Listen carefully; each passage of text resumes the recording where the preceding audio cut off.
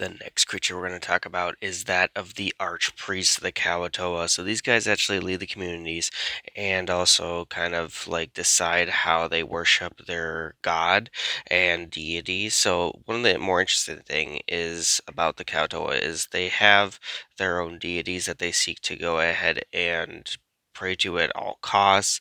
Very few of them, however, can agree on an individual like deity, and so it leads to a lot of them having like infighting, and there's only one like major one that is a like that they kind of all agree upon, but like most of the other ones, like they just lacked on information on like deciding on which one they actually want to pray to, which is kind of funny.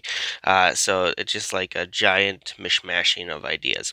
We're also going to go ahead and look at their stat block and how you can use them in your campaign. So first off, we can go and see that they're kind of strong. They're kind of strong. There's a little bit. CR6. They got 13 AC, 105 hit points. 30-foot movement, 30-foot swimming.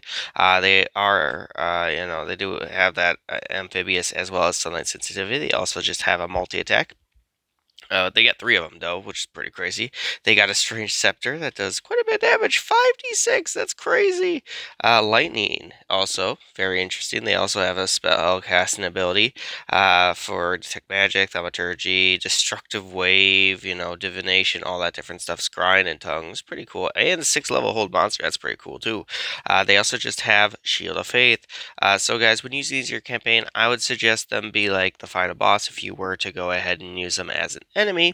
However, you don't have to always use them as an enemy. You could use them as like maybe a potential ally, especially if your party is, well, maybe evil. It could be, you could use them, I guess, for that, hypothetically.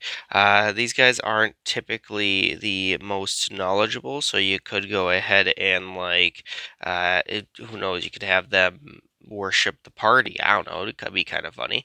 Overall, I think you should use them in your campaigns, and they're pretty crazy and pretty cool.